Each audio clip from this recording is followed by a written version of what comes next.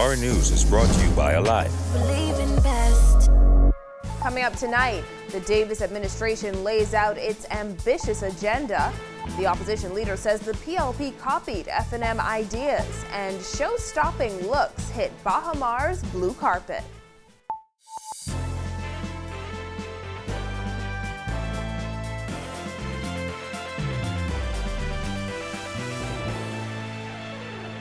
Welcome to our news, and thanks for joining us. I'm Christina Dragovich.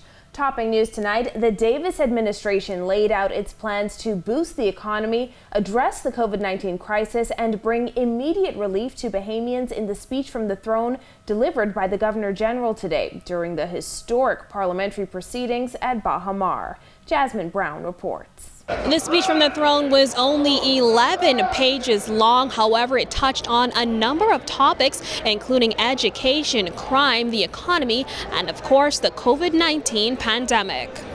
The new government made a number of key commitments in the speech from the throne that was read in a packed Baha Mar Convention Center Grand Ballroom. Parliamentary proceedings that also included the first sittings of the Senate and House of Assembly since the election of a new administration were relocated from downtown to Baha Mar due to the threat of rain, the demolition of the Churchill building, and limited spacing in Parliament Square. Governor General C.A. Smith read a number of key measures that the Davis administration plans on tackling this term. Getting the loudest applause was the promise to reduce value-added tax. Despite this bleak outlook, my government will introduce measures that will bring immediate relief to the Bahamian people and to businesses.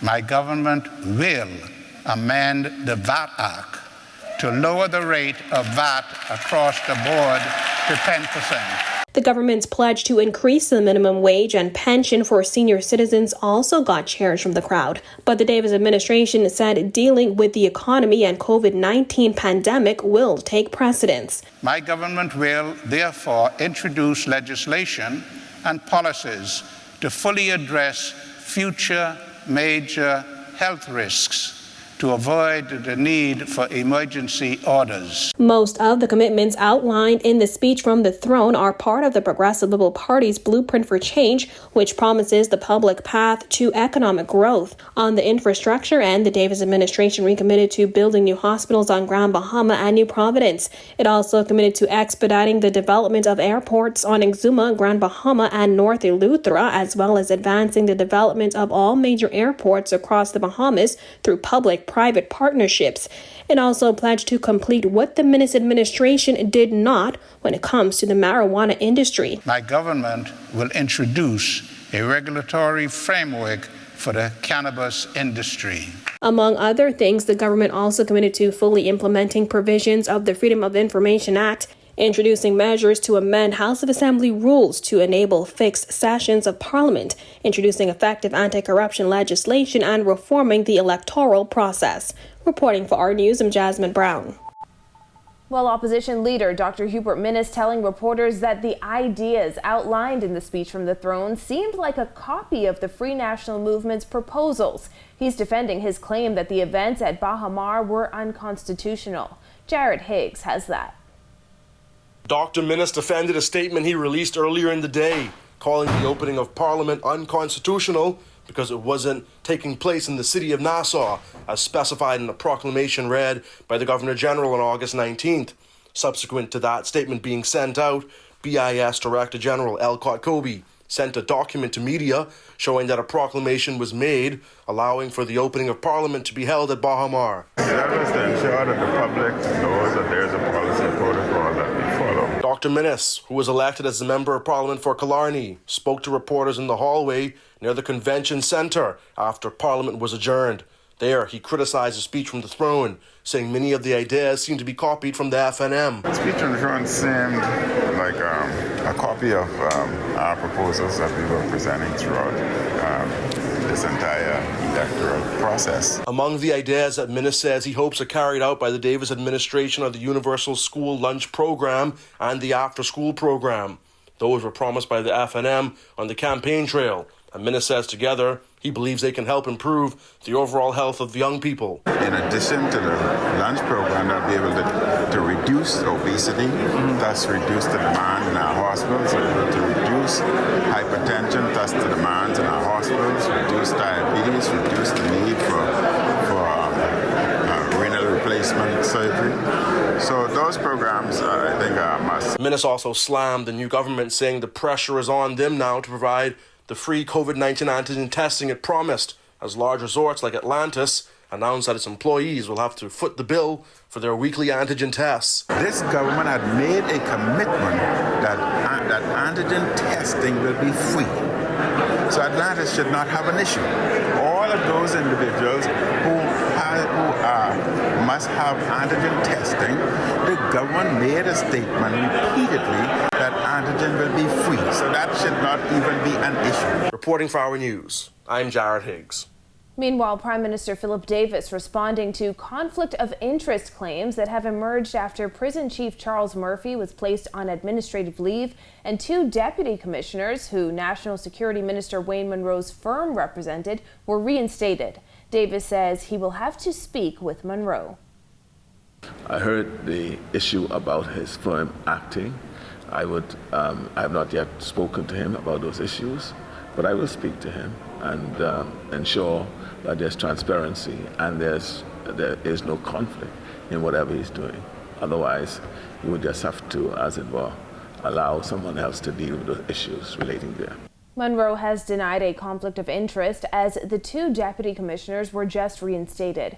When asked if he knew for certain that the corrections commissioner would be placed on leave, Davis did not say that he did, only that he was advised it could be an option.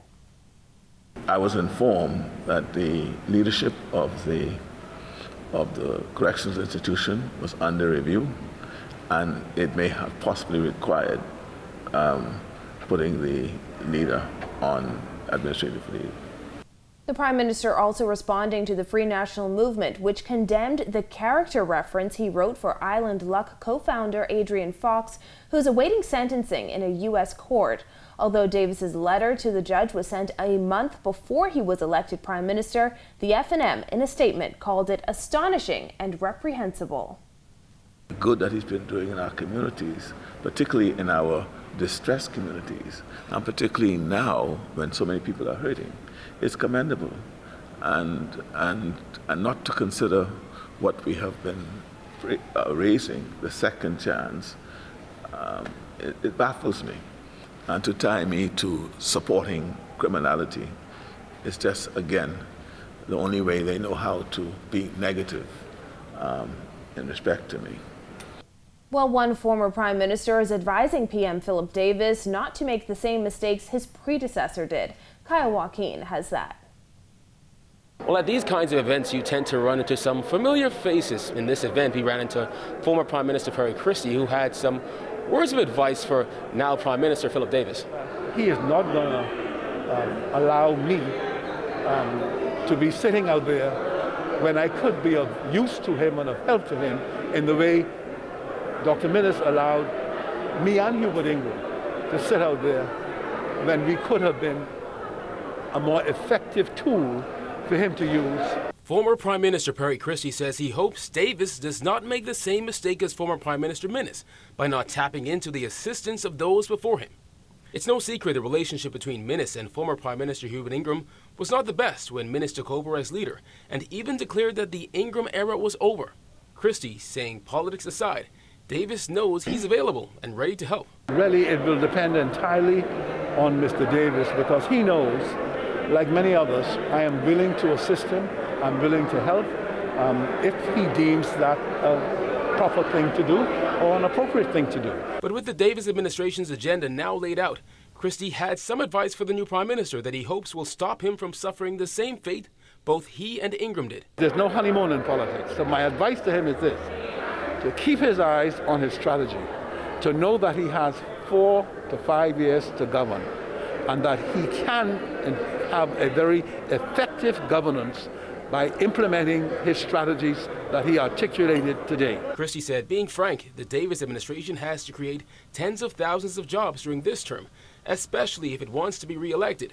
a feat that hasn't happened since 1997. In my first term, I created 40,000 jobs. In my second term, 39,000 jobs. Insufficient. And so it means that a government to have any success in that must find a way to have 50, 60, 70,000 jobs in this country created. Overall, he says he feels Davis and his team will do well. This government will be judged by what it does, okay? And it begins now. For Our News, I'm Kyle Joaquin. For the first time ever, 2 women will preside over both houses of Parliament simultaneously. Bamboo Town MP Patricia DeVoe was elected as Speaker to the House of Assembly, and Lachelle Adderley was appointed as President of the Senate. Today, I have the privilege of being the second female in Bahamian history and the first female appointed by a Progressive Liberal Party majority to preside as the chairperson of this honorable assembly. For that, I am eternally grateful. A mix of sun and showers in the capital today. Greg Thompson has the latest from the Weather Center. Thanks, Christine, and welcome everybody for your first look at weather on this Wednesday evening. Very nice conditions outside our studios. Few clouds, temperatures low to mid 80s. 83 is our current temperature. Winds are out of the east at 5 knots, light, and your field slight temperature in the mid 80s. Satellite view around the area. High pressure remains in charge, generating blue skies across most of the island chain today. We had some patchy clouds moving across. Few brief light showers, but all in all, it's going to remain a quiet evening through tomorrow. That's your first look at weather. Your extended forecast is still to come. Still to come on Our News, unveiling the new $100 note. Find out more after this. Welcome to Our News, and thanks for joining us. Topping news tonight. COVID-19 remains a serious threat. Coronavirus COVID-19 has disrupted our economy, tourism industry, educational system, and put our healthcare facilities and professionals on high alert. Are you prepared? Do you have all the facts? Stay tuned to this network for the very latest news and information on this global pandemic.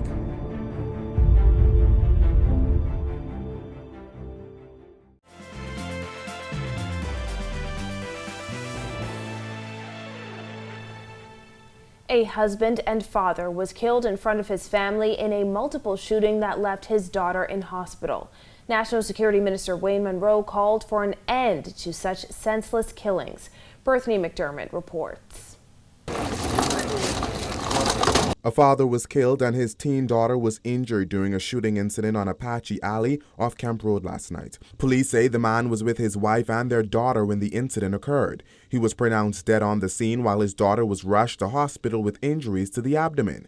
On arrival of the first responders, they met a silver vehicle with 3 occupants within that vehicle, 2 of whom were suffering from gunshot wounds.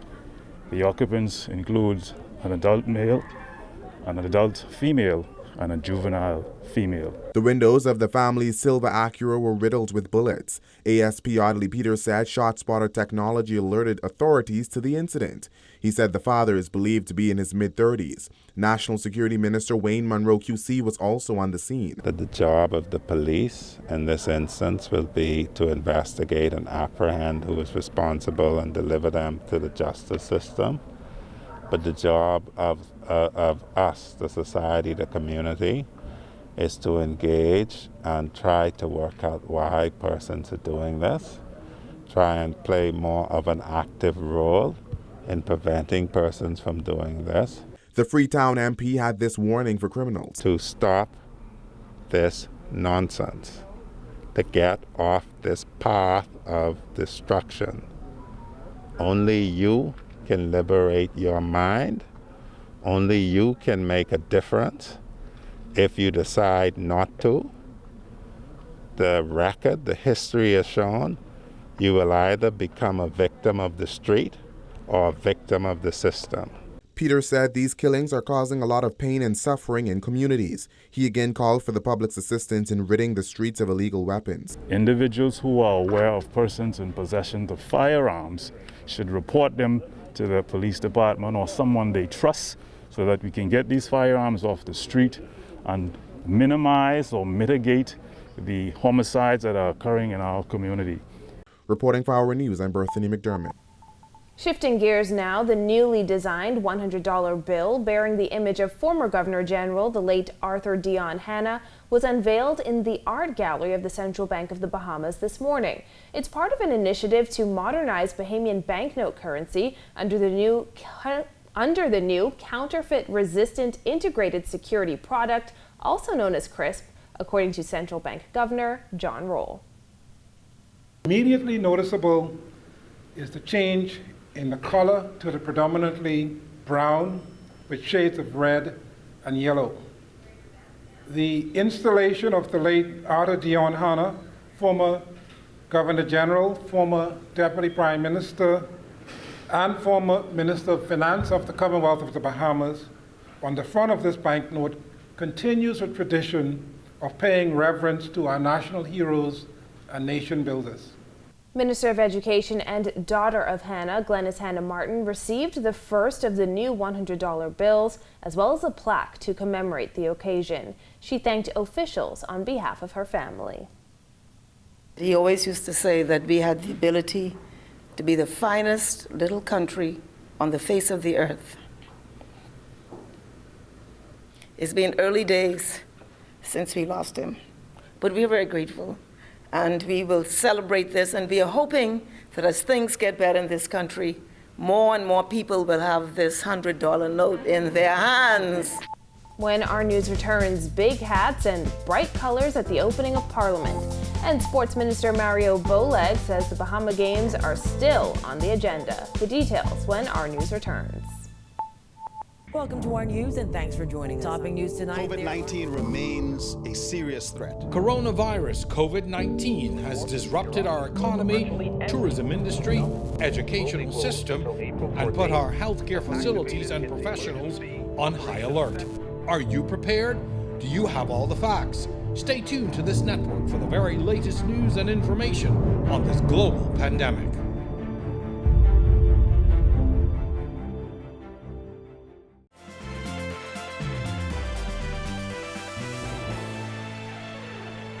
This is our news. Welcome back. From feathers and fascinators to capes and custom-made dresses, Bahamians dressed to impress as they hit Baha Mar's blue carpet for the opening of Parliament. Jillian Gray has a rundown of the traditional and trend-setting looks in this fashion report.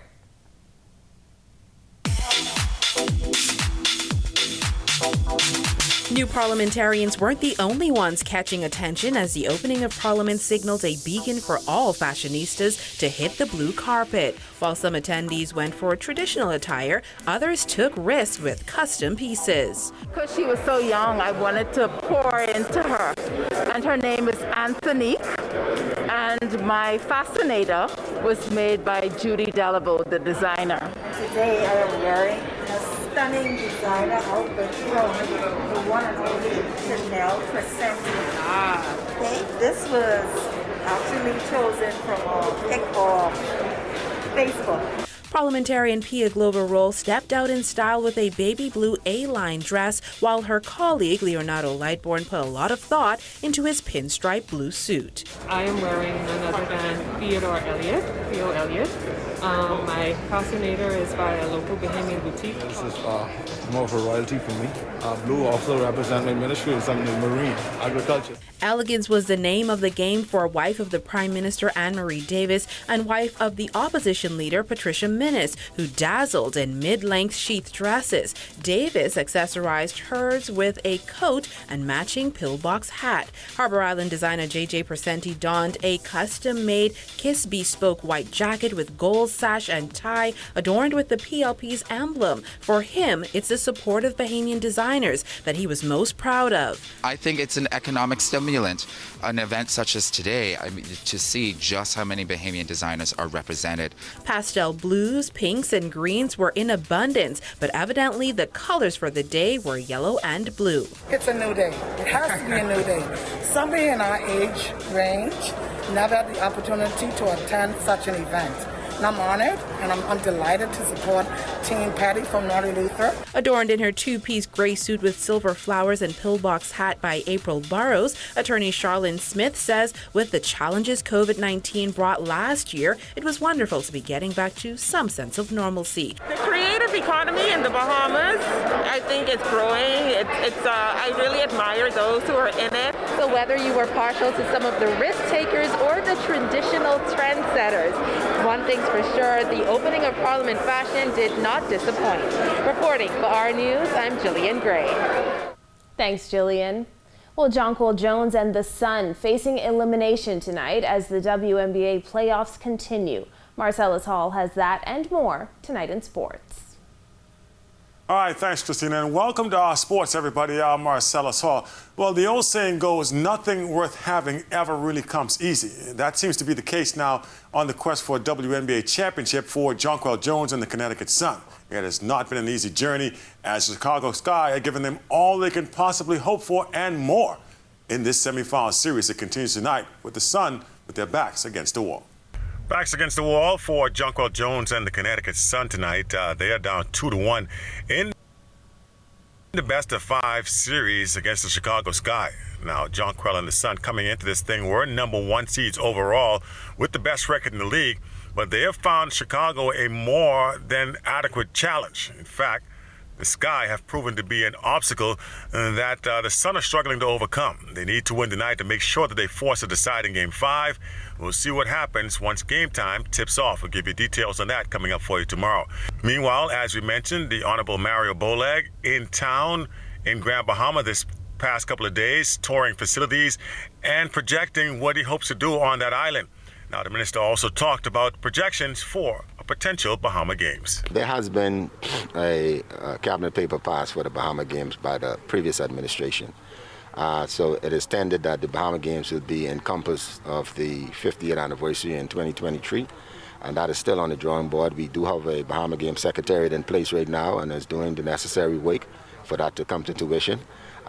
This administration also is welcoming the Bahama Games, and we're going to do all in our power to ensure that it comes off.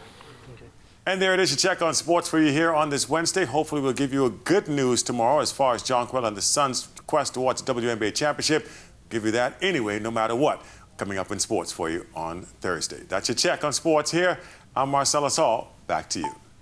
Thanks, Marcellus. Still ahead, Greg is back with our extended forecast. Stay with us.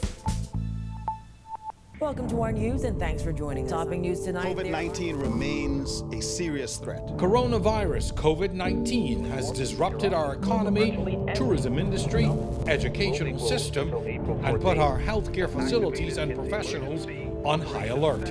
Are you prepared?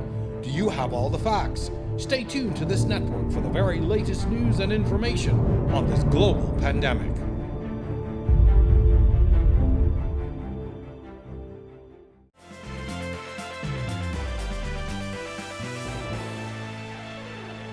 Welcome back to our news. A chance of thunderstorms as we creep closer to the weekend. Greg is back in the Weather Center. Thanks again, Christina. Welcome everybody for your second look at weather. Tropics, quiet at this time, nothing really out there. We have a couple of tropical waves moving across the tropical belt. One approaching Central America with some showers and thunderstorms associated with that. Another approaching the Leeward Islands associated with an upper level trough. That's going to be helping to trigger some showers. And another one way out there in the open Atlantic near the African coast. Closer to home, that ridge of high pressure dominating our weather, that area that we were watching over the last couple of days southeast of the Bahamas, now up near the Carolinas, will merge with the frontal boundary by the weekend. National Hurricane Center giving that about a 10% chance for some showers forming by that time. Beaching and boating forecast for the northwest Bahamas tonight through tomorrow. Your winds will be out of the east at 15 knot, seas running 3 to 5 feet over the ocean. While in the central and southeast Bahamas, a caution flag for you guys down there. Northeast to east winds 15 to 20 knots, seas running 4 to 6 feet over the ocean. Here's a look now at your national forecast. A look now at your extended forecast through Monday.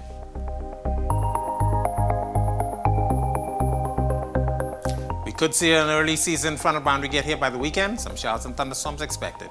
Back to you, Christina. Thanks, Greg, and thank you for joining us for our news tonight. On behalf of the entire team, I'm Christina Dragovich. We'll see you right back here tomorrow night. Have a beautiful evening, Bahamas.